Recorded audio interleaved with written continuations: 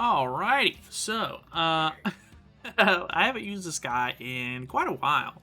He's not really been all that good in terms of relevancy ever since his release, and I completely understand why. He's not really all that great, but he's one of the only characters that doesn't lower enemy stats. He kind of just buffs your own stats, which is really good. Just for the pure fact that if you go up against a team that can't be lowered, such as the Goddess team, or you can't lower Escanor beyond a certain point, you know, the Demon Cusac's not going to be as good because he kind of just relies on lowering the enemy stats, which, I mean, isn't the only thing he does. But either way, I do have Ominous Nebula Zeldris' Relic now, and I kind of just wanted to use this as an excuse to maybe mess around with it a little bit more. Completely forgot that his Relic is... you have to be on the field to even use it. It's not a sub-slot like his passive is. So that kind of sucks. I originally really wanted to use...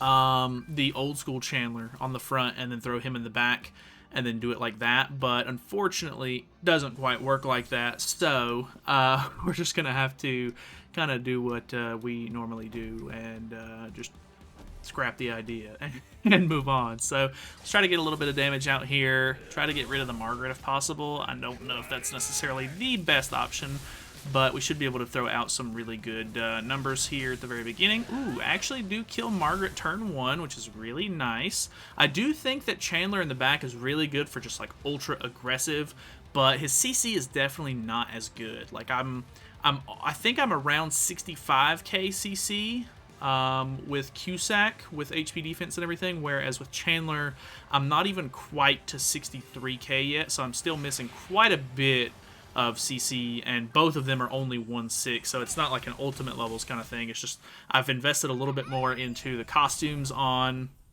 the Cusack, which is I think a little bit smarter of a decision if I'm being 100% honest, but it just kind of is what it is. I don't think there's any way I get through both of these here, but we're just gonna do this to try to go for extra darkness stacks. This one should get through, which is good for me. Unfortunately, we're going to end up encroaching the Margaret here and not being able to follow up with it. So maybe that was a bit of an oversight, but we have decent stacks and everything. We should be able to tank this pretty well. I did pull one melee card, and it's an AoE, which is probably the one that I prefer. Luckily, I have Tarmiel Grace on him, but okay, well, I can't really do anything about that.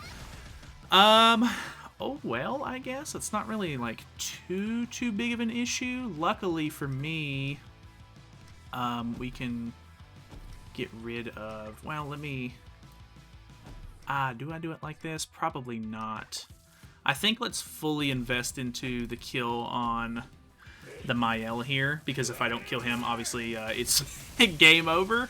So let's go ahead and try it like this. That should be enough to kill, I would imagine. Obviously encroachment doesn't work too well. This is really the basic reason why I wanted to not use Cusack in the back. I think there's not been nearly as many Goddess teams lately, but I think it was mainly because of the rule that was going on. So now that the rule is over, I think there might be some more Goddess teams trickling back into the meta, but I don't know. Alrighty, we have another Goddess team. Is this I think this is the same guy, which we'll see how we'll see if he sticks around, I guess. Or literally like just out CCing him by a little bit, so it's probably very frustrating on his end. I assume you have Tarmiel Link on, you do. So let's just do the same thing and try to kill off the Margaret again, see if we can pull it off twice in a row, because I'm looking for consistency here, if I'm being 100% honest. I would love to see some consistency. So let's see it. I think that kills. We do. Okay, looking good, looking good. So same thing happening. We have a level 2 AoE this time, and depending on his attacks, we might actually be able to use True Magic this time around, which could be really, really nice. I think Nagato just put out a video today talking about how the Goddess team is basically non-existent on JP servers at the moment, and I think, it's kind of the same. Like, this is a really, really rare scenario where I actually fought the same guy twice in a row, of course, but I really don't go up against a whole lot of Goddess teams either. So we do encroach here. Does this actually disable me because of the shield or no? Well, actually it doesn't matter because I kill.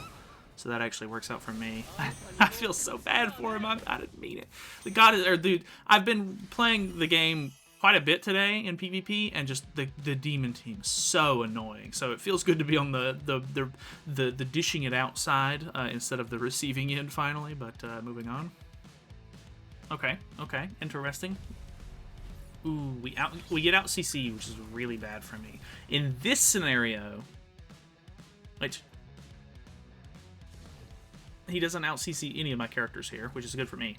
In this scenario, Cusack is definitely the better backliner, because then we would lower these characters' stats. Obviously, Escanor wouldn't be affected too much, but yeah.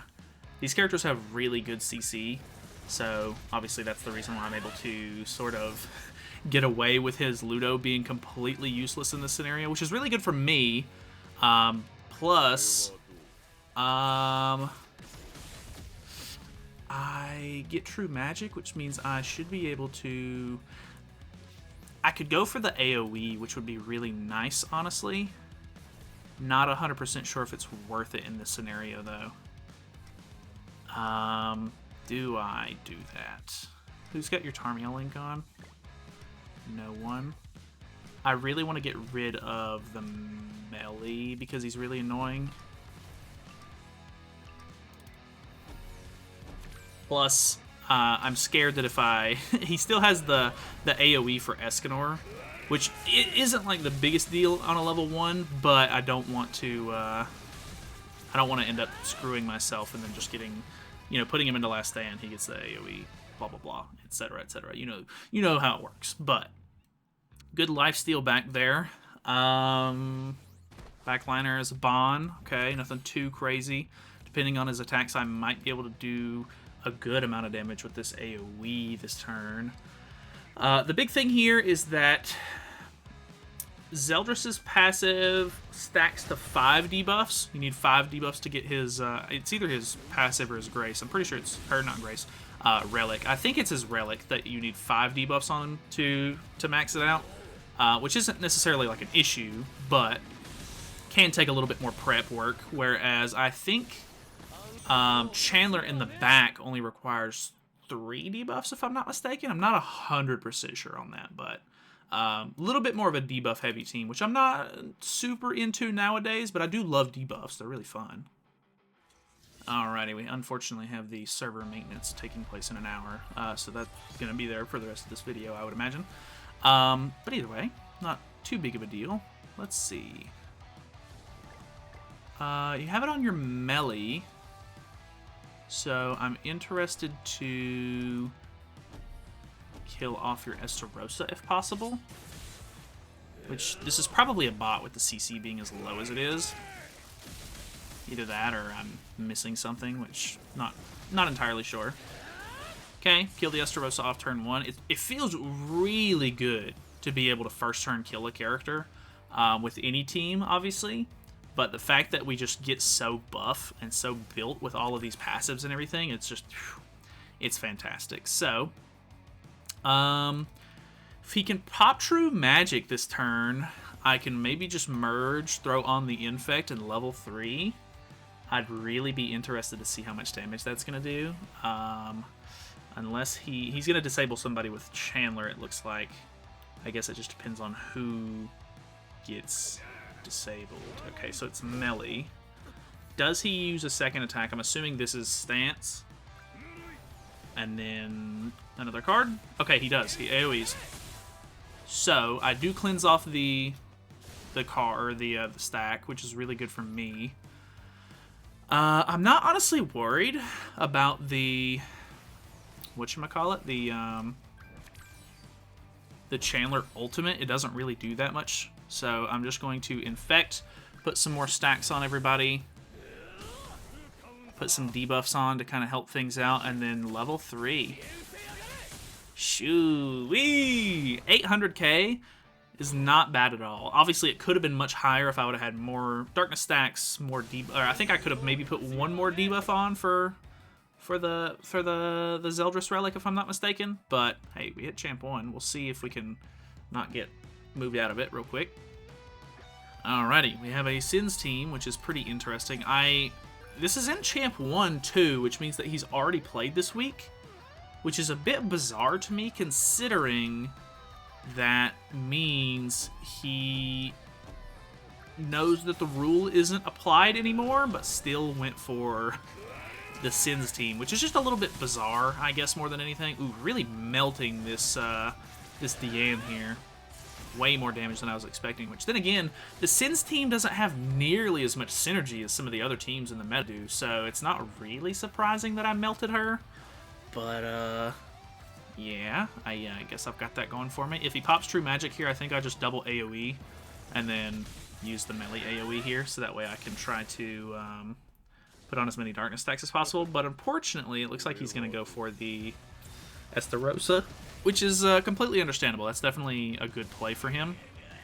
Kills him off, very unfortunate. Not too much of a point in the extra AoEs now. We do get... This is very interesting. I think Escanor might be the bigger threat here. So let's do something like this. Zeldris not doing too bad on damage. We put some debuffs on.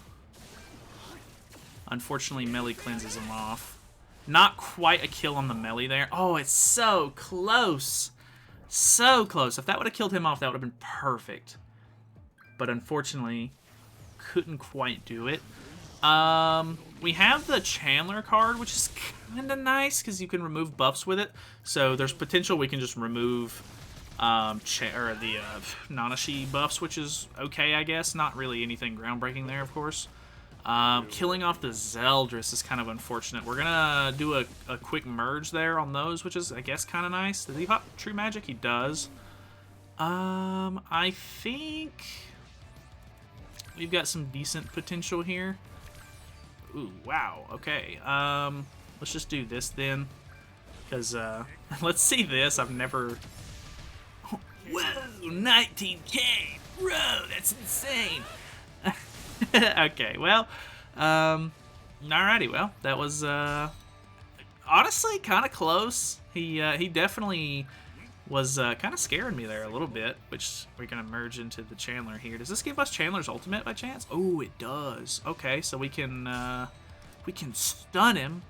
The fact that he has this ultimate is so corny to me. Like, why of all the ultimates in the game would you give this guy Tavern Meliodas' ultimate? I don't know. It just seems bizarre to me. Okay, we left it with like 1 HP.